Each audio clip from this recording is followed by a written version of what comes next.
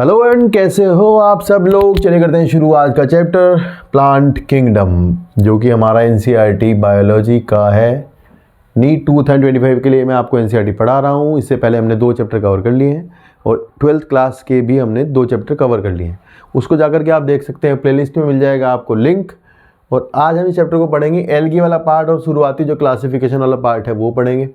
NCERT mark करेंगे, जो concept होगा उसको समझेंगे और साथ ही साथ आपको जहाँ जहाँ से क्वेश्चंस नीट पूछता है वो हम मार्क करते हुए चलेंगे। चले करते हैं शुरुआत होती है यहाँ से कि in the previous chapter we looked at the broad classification of living organism under the system of proposed by Whittaker. पिछले चैप्टर में हमने विटेकर का 1969 ये ईयर हमें याद रखना है। तो लास्ट चैप्टर में हमने ये पढ़ा था विटेकर्स क्लासिफिकेशन। उसके अकॉर्डिंग आपको 5 किंगडम क्लासिफिकेशन जो पढ़ाया गया था और उसमें थोड़ा थोड़ा करके पूरा किया था। लास्ट में आपने देखा होगा प्लांट किंगडम नहीं दिया था वहाँ पे, तो उसका एक अलग चैप्टर है। एनिमल किंगडम का एक अलग चैप्टर है। लिखा है where in he suggested the 5 kingdom classification Monera, Protista, fungi and Animalia and Plantae. In this chapter we will deal in detail with further classification within kingdom. तो यहाँ देखो, जो आप इस चैप्टर में पढ़ोगे तो हम विद इन किंगडम पढ़ेंगे, मतलब हम प्लांट किंगडम के अंदर जो क्लासिफिकेशन है उसको ख़त्म करेंगे। लिखा है popularly known as the plant kingdom. फिर लिखा है we must stress here that our understanding of the plant kingdom has changed over time. Fungi को और आपको पता है मोनेरा को, प्रोटिस्टा को प्लांट से निकाल दिया गया था। तो यहाँ लिखा है fungi and members of the Monera and Protista having cell wall have now been excluded from the plantae, though earlier classification placed them in the same kingdom. So the cyanobacteria that are also referred to as blue-green algae are not algae anymore. In this chapter we will describe algae, bryophyta, pteridophyta, gymnosperm, angiosperm under the plantae. तो यहाँ पर आपको पता है कि जो cyanobacteria थे वो आपके मोनेरा में चले गए थे और अभी क्या है वो आपके वहाँ पढ़े जाते हैं और एल्गी आपकी प्लांट किंगडम में पढ़ा जाएगा। ठीक है, देखो नेक्स्ट लिखा है let us also look at the classification with in angiosperm. तो ध्यान से अब आप जो भी क्लासिफिकेशन की बातें देखोगे आगे, वो सारी की सारी बातें आपकी विद इन एंजियोस्पर्म होंगी। मतलब ये आप जो भी क्लासिफिकेशन के बारे में आप वर्ड पढ़ोगे, जो भी शब्द आएंगे वे सारे के सारे एंजियोस्पर्म के लिए होंगे। इस बात को आप ध्यान रखेंगे, ये सवाल बनता है यहाँ से। लिखा है to understand some of the concern that influence the classification system. The earliest system of classification used only gross superficial morphological character। तो पहले के जो क्लासिफिकेशन थे एंजियोस्पर्म्स के भी, उनमें केवल सीधा सीधा मॉर्फोलॉजी के कैरेक्टर को चूज किया गया था, जैसे कि पत्तियां, फूल, इस तरह कैरेक्टर, हैबिटेट, रहने की जगह, इस पर क्लासीफाई किया था। जबकि ये चीज़ें एनवायरनमेंट के अकॉर्डिंग बदल जाती हैं, तो ये क्लासिफिकेशन सिस्टम सही नहीं था। लिखा है कि character such as habit, colour, number and shape of leaves etcetera they were based mainly on the vegetative characters, जैसे कि और on the एंड्रोशियम स्ट्रक्चर। अब आप देखो यहाँ से आपको एक सवाल बनेगा, जब जहाँ लिखा है ना एंड्रोशियम स्ट्रक्चर, एक तो ध्यान रखना है कि जो इनोलिनियस का क्लासिफिकेशन था एंजियोस्पर्म्स के लिए वो आर्टिफिशियल था। आर्टिफिशियल मतलब उसमें एंजियोस्पर्म की स्ट्रक्चर देख करके उसे बनाया गया था। तो इससे एक सवाल ये पूछ लेते हैं कि सेक्सुअल सिस्टम ऑफ क्लासिफिकेशन किसने दिया था। तो सेक्सुअल सिस्टम ऑफ क्लासिफिकेशन जो दिया था वो आपका लीनियस ने दिया था, जबकि ये आर्टिफिशियल था। ये सवाल आएगा आपके पास कि आर्टिफिशियल किसका था, तो लीनियस का था। And they separated the close related species since they were based on a few characteristics. क्योंकि अगर आप केवल एंड्रोशियम की स्ट्रक्चर देखकर क्लासीफाई करोगे तो प्रॉब्लम ये होगी कि जो साथ साथ रहने वाली स्पीसीज हैं वो भी आपकी अलग अलग ग्रुप्स में अरेंज हो जाएंगी, जबकि ऐसा नहीं होना चाहिए। ठीक है, लिखा है कि जो क्लोज रिलेटेड स्पीसीज थी वो सेपरेट हो गई। Also the artificial system gave equal weightage to the vegetative and sexual characteristics. तो इन्होंने वेजिटेटिव और सेक्सुअल कैरेक्टरिस्टिक्स दोनों को एक जैसा वेटेज दिया है। This is not acceptable since we know that often the vegetative characters are more easily affected by environment। तो ये भी ध्यान रखना कि ये कैरेक्टर इन्वायरमेंट से प्रभावित होते हैं, इसलिए इनके द्वारा जो क्लासिफिकेशन बनेगा वो किसी लायक नहीं होता, मतलब वो बेकार होता है। लिखा है एज अगेंस्ट दिस। फिर यहाँ से आपको एक वर्ड याद करना है कि नेचुरल सिस्टम ऑफ क्लासिफिकेशन जो है, जिसमें नेचुरल एफिनिटीज़ का ध्यान रखा गया, natural system of classification develop हुआ which were based on the natural affinities.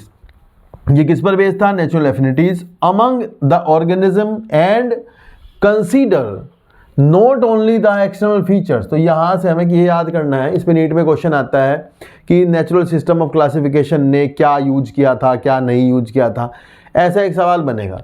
तो ध्यान रखना कि एक्सटर्नल फीचर तो इसने यूज की ही थी, साथ ही साथ इंटरनल फीचर यूज की थी, साथ ही साथ अल्ट्रा स्ट्रक्चर यूज किया था, एनाटॉमी यूज की थी, एम्ब्रियोलॉजी यूज की थी और फाइटोकेमिस्ट्री यूज की थी। तो ये वर्ड्स हैं, इन वर्ड्स से आपके पेपर में सवाल आएगा और ऑब्जेक्टिव क्वेश्चन होगा, उसमें आपका जो इससे मैच नहीं करेगा मतलब वो आपका आंसर होगा, ऐसा पूछते हैं।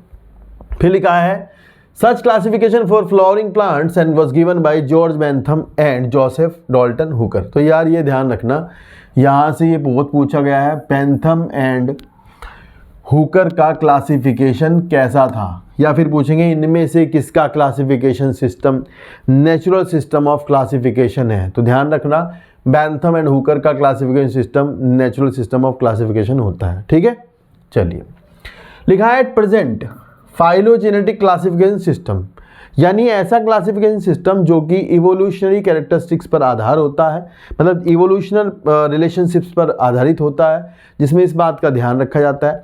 ये सारी चीज़ें तो मैच कर ही जाती हैं, साथ ही साथ ये जरूर मैच करते हैं कि इवोल्यूशनरी वो ऑर्गेनिज्म जो है वो आपका कहाँ तक मैच करता है उसके साथ जिसके साथ वो ग्रुप किया जा रहा है, ये बात ध्यान रखना।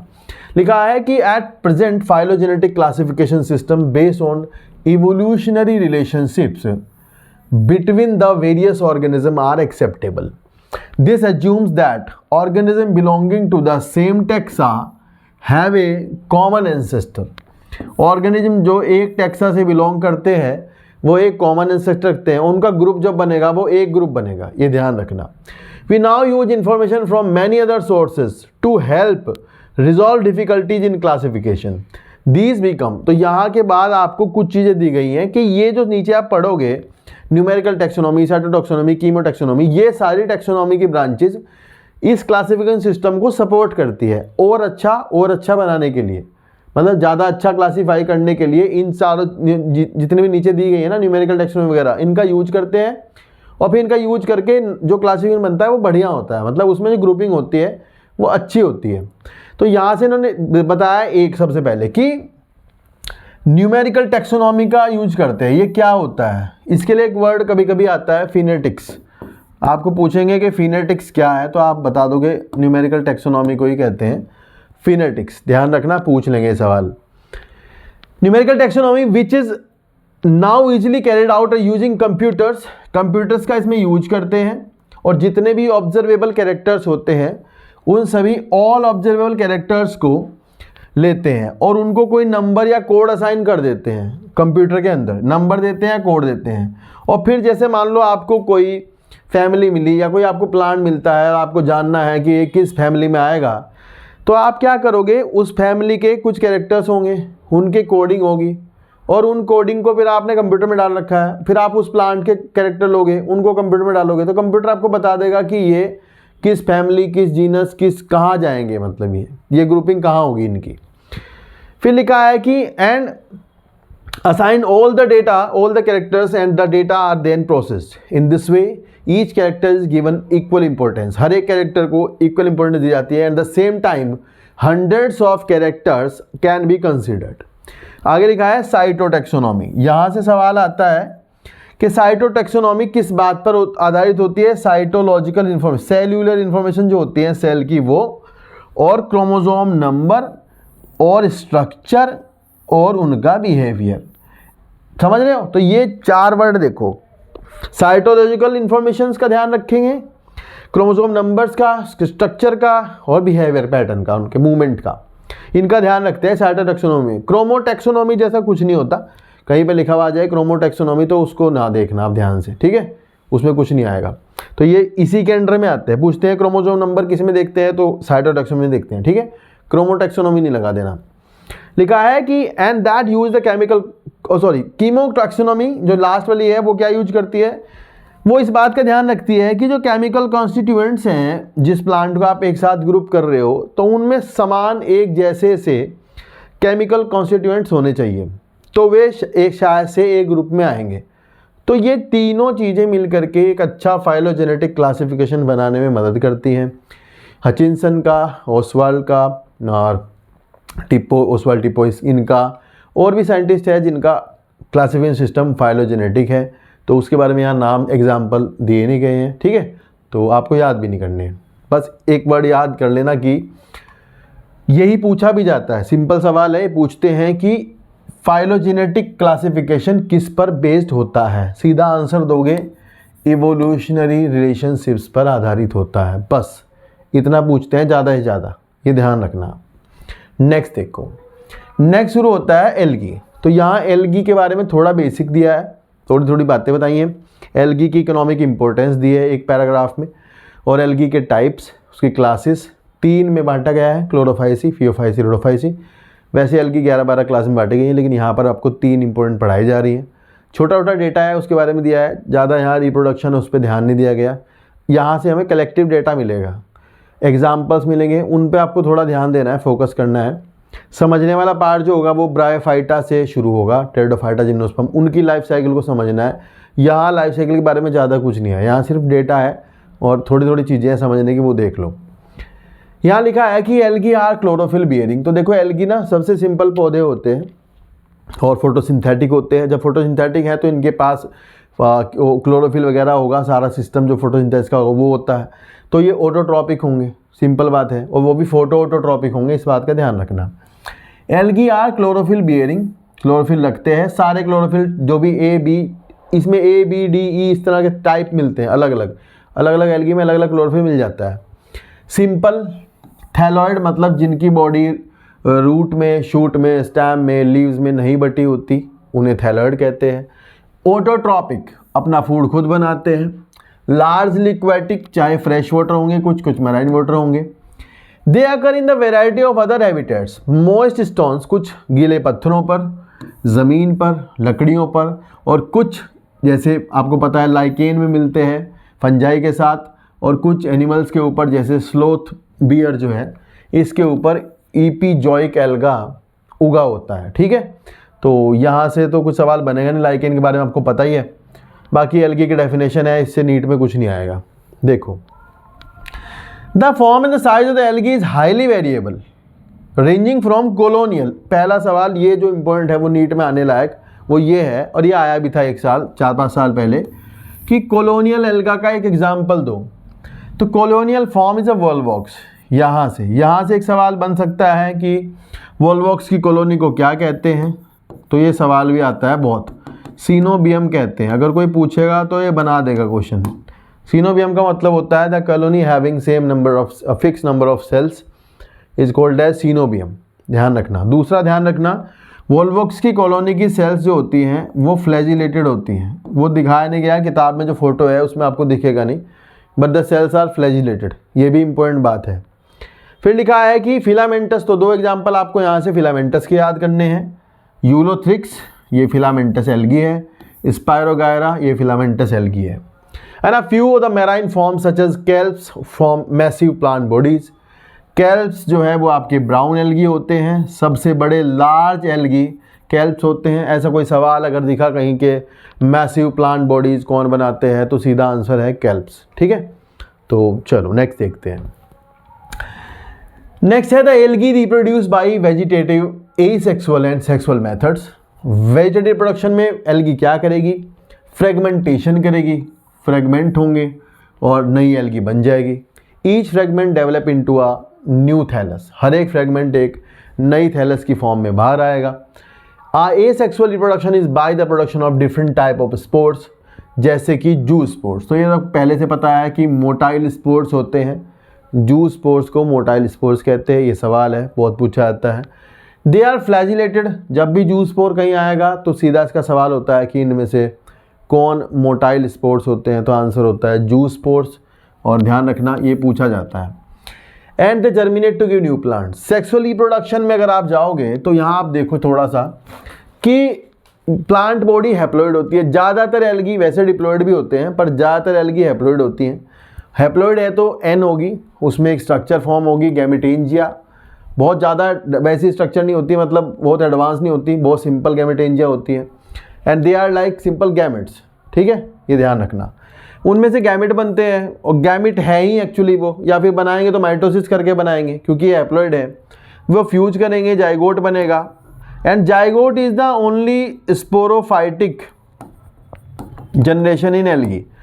डिप्लॉयड के नाम पर एल्गी में जाइगोट होता है, ठीक है, क्योंकि प्लांट के अंदर दो जनरेशन होती है, एक आपकी हैप्लॉइड होती है, एक आपकी डिप्लॉयड होती है। तो हैप्लॉइड प्लांट जनरेशन गैमेटोफाइट होती है, डिप्लॉयड प्लांट जनरेशन आपकी स्पोरोफाइट होती है। तो एल्गी में, ज़्यादातर एल्गी में जो स्पोरोफाइट है उसको रिप्रेजेंट करता है जाइगोट, 2n स्पोरोफाइट को डिपेंड करता है। तो यहाँ ये सवाल आता है कि zygote is the only sporophytic generation in present in the algae, ऐसा स्टेटमेंट आएगा, इसको सही कर देना। फिर जाइगोट में मियोसिस होगी, यहाँ पर मियोसिस के बाद स्पोर्स बनेंगे और they will germinate to form a new plant, thallus, ठीक है, जो भी। तो ये सिंपल सी लाइफ साइकिल है। वैसे कॉम्प्लेक्स लाइफ साइकिल भी मिलेगी, रोडोफाइसी में थोड़ी कॉम्प्लेक्स होती है, पर वो यहाँ ज़्यादा बताई नहीं गई है। तो यहाँ लिखा है they are doing sexual reproduction takes place through the fusion of two gamete, दो गैमिट फ्यूज करते हैं।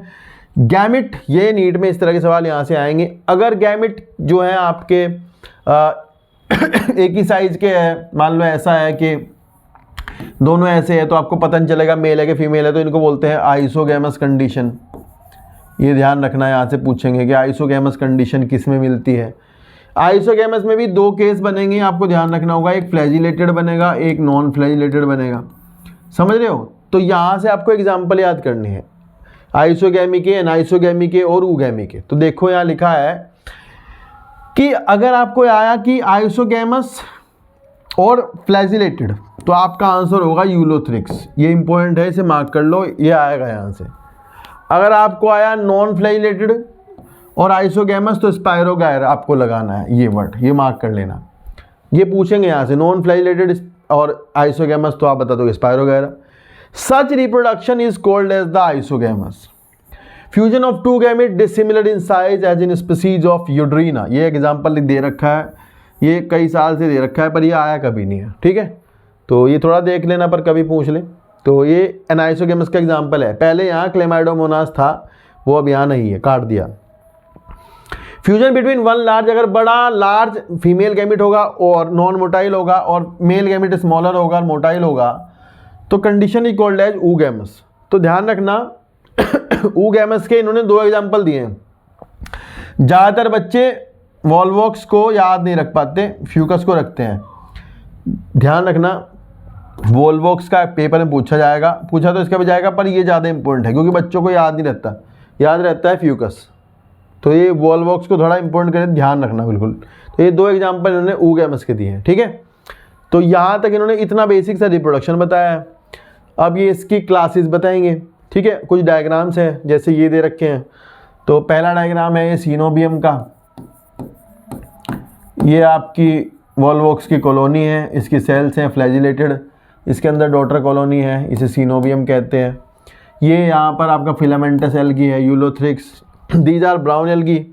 ब्राउन एल्गी में से आपसे ये पूछ सकते हैं यहाँ से कि फ्रोंड क्या होती है। तो फ्रोंड फोटोसिंथेटिक पार्ट है, लीव्स लाइक, और जो आपकी होल्ड फास्ट है वो ज़मीन से जुड़ा रखने के लिए है। इस टाइप जो है वो आपका स्टेम लाइक है, but they don't have stem, stem नहीं होता एक्चुअल में, बस उसके जैसा होता है, ठीक है। तो ये सवाल यहाँ से इससे बन जाएंगे। एक फ़ोटो और दिया है नीचे, इन्हें ध्यान से देख लो, ये रेड एल्गी के दिए हैं, बाकी कुछ दिया नहीं है, ठीक है। तो प्रोफ्यूजली ब्रांच्ड है थोड़ा सा रेड एल्गी में, पॉलीसाइफोनिया का फ़ोटो है ये, तो इसे देख लेना एक बार किताब में, जब देख रहे होंगे तो कुछ ज़्यादा सवाल नहीं बनेगा। अब यहाँ से शुरू होती है इकोनॉमिक इम्पोर्टेंस ऑफ एल्गी। अगर आपको किताब में ये हेडिंग मिलेगा तो ये इकोनॉमिक इम्पोर्टेंस का है, ठीक है, इकोनॉमिक इम्पोर्टेंस ऑफ एल्गी। तो अब देखो यहाँ पर इसमें क्या क्या दिया है, इसमें देखो सवाल है जो बनेंगे, आपको याद करने वाले डेटा है। लिखा है algae are useful to man in variety of ways, at least half of the total carbon dioxide. ये स्टेटमेंट है जो नीट में आपको रखा मिलेगा, तो आपको इसको सही करना होगा। लिखा मिलेगा कि at least a half of the total carbon dioxide fixation on earth is carried out by algae. धरती पर होने वाला फोटोसिंथेसिस का आधा कौन करता है, एल्गी करता है, और ये कहाँ मिलते हैं, पानी में मिलते हैं। तो ज़्यादा, बहुत ज़्यादा जो फोटोसिंथेसिस होती है वो पानी में होती है। लिखा है कि थ्रू द फोटोसिंथेसिस, ये स्टेटमेंट है, इसे ध्यान रखना। हाफ वाला वर्ड है, इसको गोला कर लेना, यहाँ से पूछ लेंगे। Being photosynthetic, they increase the level of dissolved oxygen in the immediate environment, and they are the paramount importance as a primary producer of energy rich compound which form the basis of the food cycle of all aquatic animals. चलो ये तो simple बात है, कुछ नहीं आएगा यहाँ से। फिर लिखा है मैनी स्पीसीज, ये यहाँ से याद करना है आपको कि 70 मराइन एल्गा की स्पीसीज हैं, ये याद करना है। उनमें से पोरफायरा, लेमिनेरिया और सरगासम, दीज 3 आर ईडेबल। तो ये यहाँ से सवाल आएगा फूड वाला, तो पूछेंगे ईडेबल मराइन एल्गा के एग्जाम्पल दो, ऐसे क्वेश्चन आएगा। इनमें से कौन ईडेबल मराइन एल्गा है, तो आपका आंसर होगा पोरफायरा, लेमिनेरिया और सरगासम, ये ध्यान रखना। Certain marine brown and red algae produce large amount of hydrocolloids. देखो ये जो ब्राउन और रेड एल्गी होते हैं, इनके अंदर इनकी वॉल में हाइड्रोकोलाइड्स होते हैं। ये हाइड्रोकोलाइड्स इम्बाइबिशन करते हैं, इम्बाइबिशन करने से ये पानी को होल्ड कर सकते हैं, ठीक है। तो ये ध्यान रखना, जो हाइड्रोकोलाइड्स होते हैं they can hold water bye imbibition, water holding substance है ये। जैसे कि अगर ब्राउन एल्गी की वॉल में बताया तो आपको याद करना है एल्जिन, कहीं एल्जिनिक एसिड लिखा हो, एल्जिनेट लिखा हो, एल्जिन लिखा हो, तीनों ही बात सही करनी है ब्राउन एल्गी में। And carrageen in red algae, तो ये भी ध्यान रखना है कि रेड एल्गी में carrageen, which are use commercially.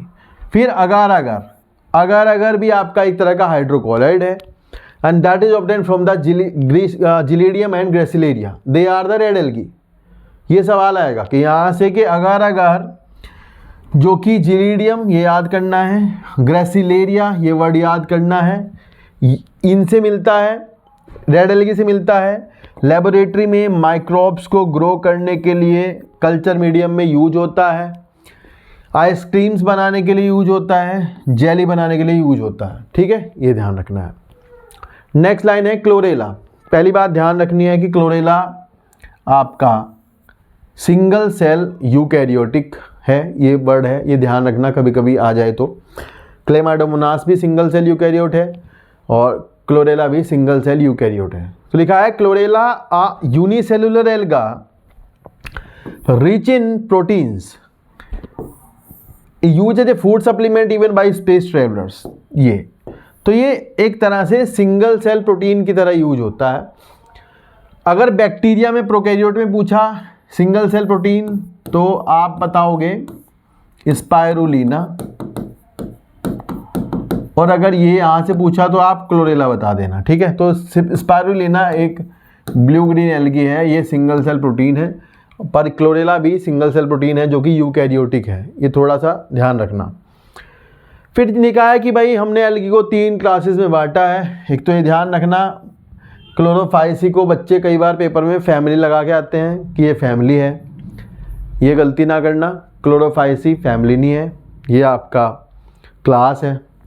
Phaeophyceae आपकी क्लास है, रोडोफाइसी आपकी क्लास है। तो 3 क्लास में बांटा गया है। सबसे पहले पढ़ेंगे क्लोरोफाइसी, फिर फियोफाइसी और फिर Rhodophyceae.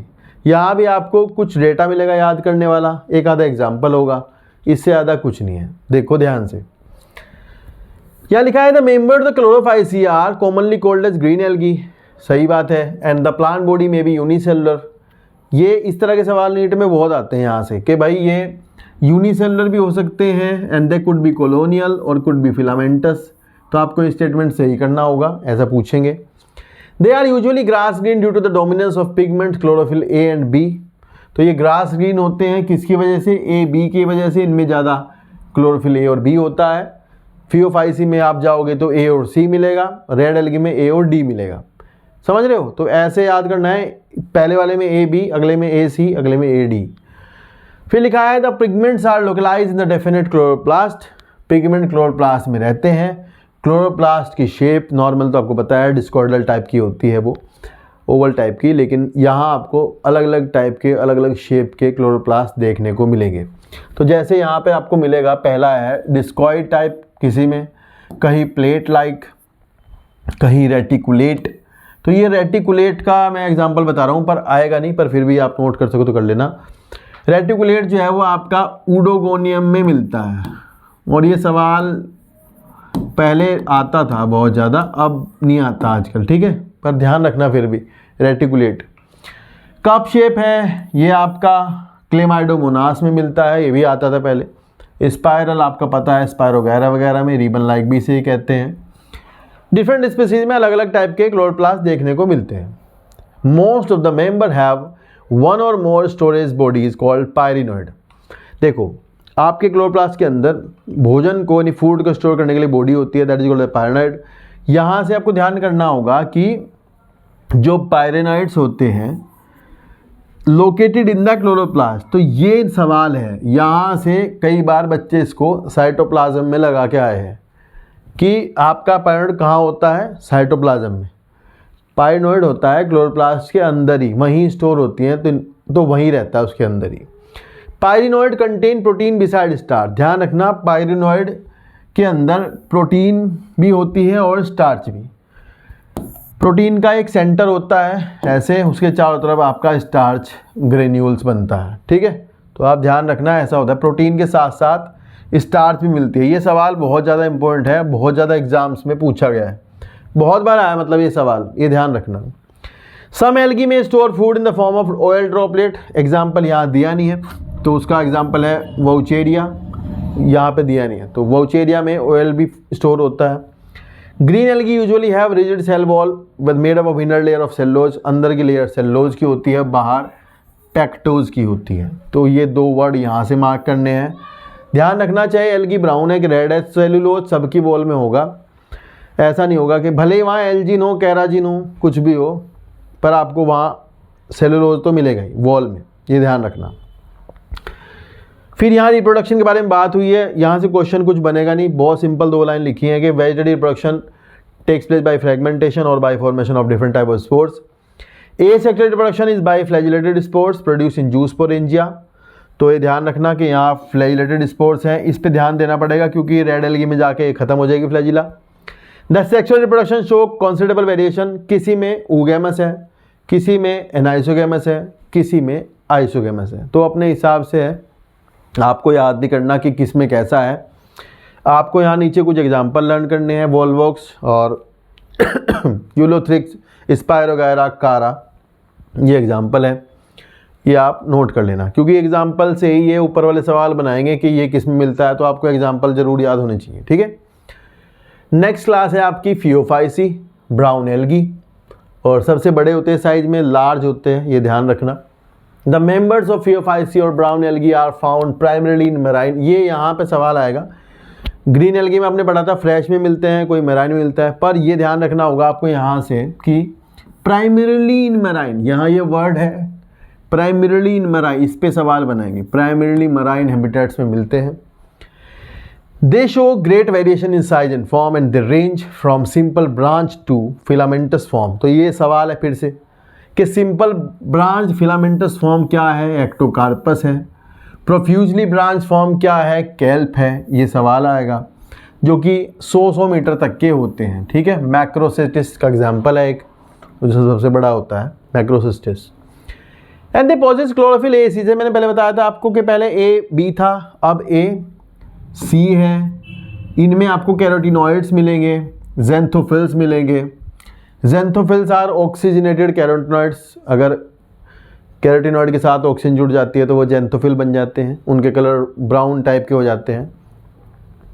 And they vary in colour from olive green to shades of brown depending upon the pigment xanthophyll. यहाँ से आप एक बस ये नाम मार्क करेंगे कि ज़ेंथोफिल का टाइप फ्यूकोजेंथिन में मिलता है। फ्यूकोजेंथिन ज़्यादा कम की वजह से ब्राउन कलर होता है, ज़्यादा कलर या कम कलर डिपेंड करता है कैसा कितना फ्यूकोजेंथिन है, ठीक है। तो ये पिगमेंट्स के नाम पूछे जाएंगे यहाँ से। ब्राउन कलर क्यों होता है, फ्यूकोजेंथिन की वजह से होता है, ये सवाल पूछा जाएगा यहाँ से। और ये पूछा जाएगा क्लोरोफिल ए और सी पूछा जाएगा।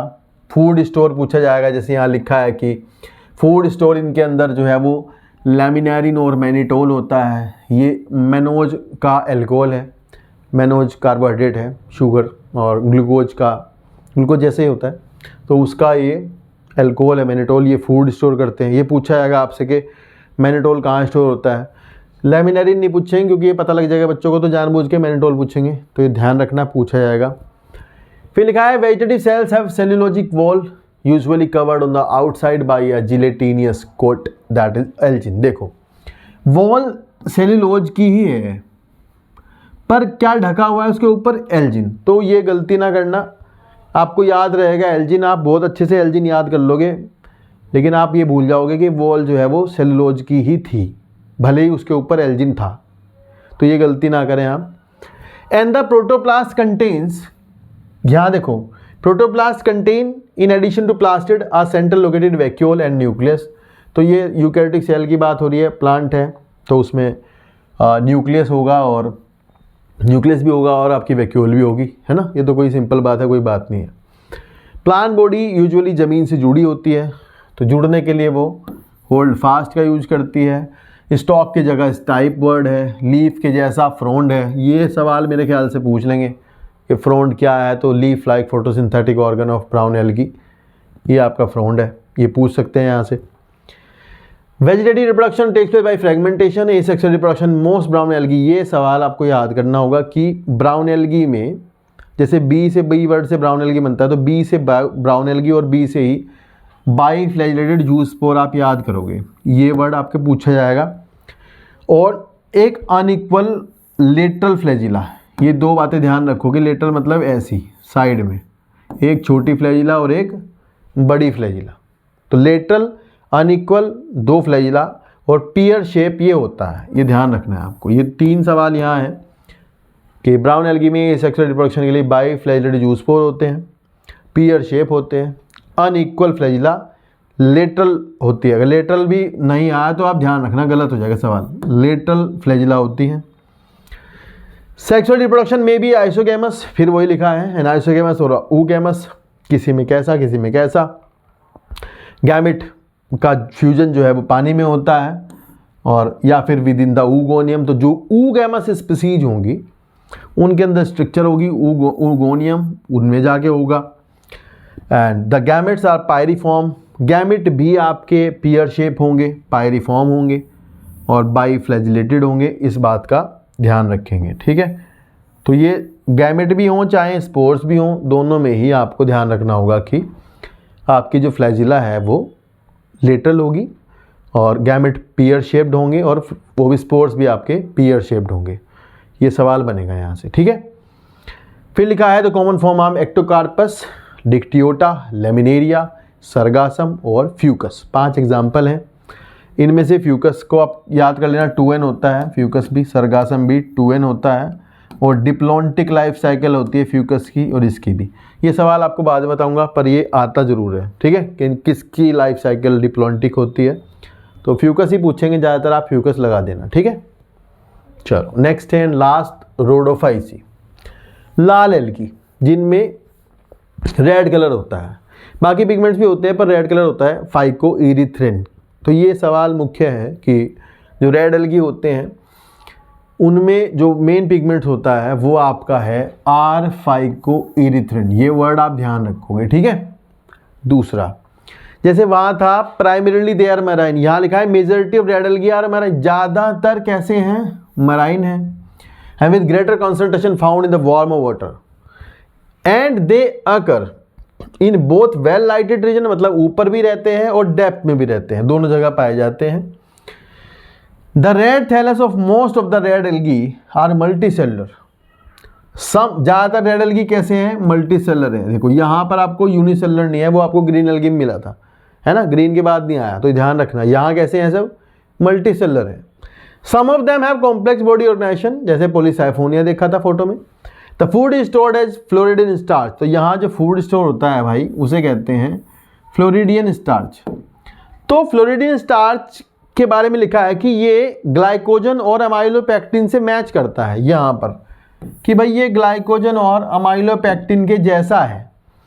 तो इन दोनों में खास बात यह है कि ग्लाइकोजन भी ग्लूकोज का ब्रांच पॉलीमर है और अमाइलोपेक्टिन भी ग्लूकोज का ब्रांच पॉलीमर है, तो दोनों ग्लूकोज के ब्रांच पॉलीमर हैं। तो इसका मतलब जो फ्लोरिडिन स्टार्च है वो भी ग्लूकोज का ब्रांच पॉलीमर होगा। ये सवाल बनेगा इस हिसाब से, तो इसे ध्यान रखना आप यहाँ से। The red algae usually reproduce vegetatively by fragmentation and they reproduce asexually by, यहाँ ध्यान रखना है पीछे फ्लैजिला थी, यहाँ फ्लैजिला ख़त्म हो गई है, तो ये इम्पोर्टेंट है कि यहाँ स्पोर्स जो है वो नॉन मोटाइल होते हैं। And sexually by non gamete भी कैसे हैं, नॉन मोटाइल हैं, ये ध्यान रखना। स्पोर्स भी नॉन मोटाइल है, गैमेट भी नॉन मोटाइल है। And sexual reproduction is oogamous और अकम्पेन्ड बाई, फिर यहाँ से आपको ये लाइन नीट में फिर से आएगी, किस एल्गी में आपका जो रिप्रोडक्शन है वो कॉम्प्लेक्स पोस्ट फर्टिलाइजेशन डेवलपमेंट से गुजरता है, तो रेड एल्गी में ऐसा होता है, ये ध्यान रखोगे, ठीक है। एग्जाम्पल याद करोगे, पॉलीसाइफोनिया, पोरफायरा, जिलीडियम, ग्रेसिलेरिया और बट्रैकोस्पर्मम, जो कि यहाँ दिया नहीं है, पर टेबल जो ये है इस टेबल में यहाँ लिखा है कि कुछ रेड एल्गी फ्रेश वाटर होते हैं, तो जो फ्रेश वाटर रेड एल्गी है उसका एग्जाम्पल है बट्रैकोस्पर्मम। तो यहाँ दिया नहीं है पर आएगा भी नहीं ज़्यादा, पर ये वर्ड तो ध्यान ही रखना, एटलीस्ट सम लिखा है जहाँ, ठीक है। तो अब आप देखो यहाँ पर ये टेबल है, टेबल में वही चीज़ें फिर से रिपीट करी गई हैं कि क्लोरोफाइसी ग्रीन एल्गी है, ठीक है। मेजर पिगमेंट्स क्या है, ए और बी है, स्टोर स्टार्च होता है, सेल वॉल में सेलुलोज और पैक्टोज लिखा है वहाँ पर, 2 से 8 इक्वल हैं, वहाँ लेटरल फ्लैजिला है, यहाँ पे यहाँ इक्वल है, ये ध्यान रखना। फ्रेश भी होते हैं और सॉल्ट वाटर में मिलते हैं, सब में मिलते हैं। फियोफाइसी ब्राउन एल्गी है, ए सी और फ्यूकोजेंथिन मेन पिगमेंट है, फोर्ड स्टोर मेनिटोल लेमिनेरिन है, सेलुलोज के साथ एल्जिन मिलेगा, फ्लैजिला अनइक्वल होंगी और लेटरल होंगी, ये ध्यान रखना है ना। यहाँ लिखा है कि फ्रेश वाटर में रेयर मिलते हैं, पर यहाँ लिखा है सम, इन बातों को ध्यान रखना दोनों को, कि इसमें रेयर मिलते हैं और इसमें सम मिलते हैं, एक आधा मिलता है। फ्लोरोफाइसी में रेड एल्गी है, क्लोरोफिल ए डी मिलेगा, बी सी डी याद करेंगे, रेड पिगमेंट फाइकोइरिथ्रिन है। अगर इसके शुरू में यहाँ लिखा हो कि सी फाइकोइरिथ्रिन, तो ये फिर जाएगा आपका उसमें ब्लू ग्रीन एल्गी में चला जाएगा, तो ये ध्यान रखना सी ना लिखा हो। फिर लिखा है कि फ्लोरिन स्टार्च, ये आपको पता है स्टोर्ड फूड होता है। यहाँ लिखा है वॉल में क्या होगा, सेलुलोज होगा, सबको पता है, ये इंपॉर्टेंट मेरे को लगता है हमेशा, पर ये आया नहीं अभी तक। पैक्टिन के साथ साथ पॉलीसल्फेट एस्टर्स मिलते हैं, ये पॉलीसल्फेट एस्टर कैराजिन की बात हो रही है, तो कैराजिन जो है वो पॉलीसल्फेट एस्टर है, ध्यान रखना। अगर एल्जिन के लिए लिख दिया कि एल्जिन इज सल्फेटेड एस्टर, तो वो गलत हो जाएगा, एल्जिन सल्फेटेड एस्टर नहीं है, ये है कैराजिन। और फ्लैजिला इनमें होती नहीं है, फ्रेश वाटर में कुछ मिलते हैं, बाकी ज़्यादातर मराइन वाटर में मिलते हैं, बस इतना इन्होंने एल्गी में दिया है, ठीक है। तो यहाँ जो है हमारा एल्गी वाला पार्ट खत्म हो जाता है। नेक्स्ट वीडियो जो होगी उसमें हम ब्रायोफाइटा से शुरू करेंगे, ब्रायोफाइटा की लाइफ साइकिल, टेरिडोफाइटा की लाइफ साइकिल और होपफुली जिम्नोस्पर्म की लाइफ साइकिल को ख़त्म करेंगे। और जिम्नोस्पर्म थोड़ा टिपिकल है, शायद से एक अलग वीडियो बनानी पड़े, पर अगर आपने यहाँ तक देख लिया तो आप अगली वीडियो ज़रूर देखना, और पीछे वाली वीडियो देखने के लिए आप ज़रूर चेक कर सकते हैं प्लेलिस्ट सेक्शन, वहाँ पे आपको मिल जाएंगी बहुत सारी वीडियोज, और यहाँ क्वेश्चंस की वीडियो, PYQ की वीडियो भी चैनल पर आपको मिलने वाली है। तो बने रहना मेरे साथ, देखते रहना मेरे channel. Take care, bye bye.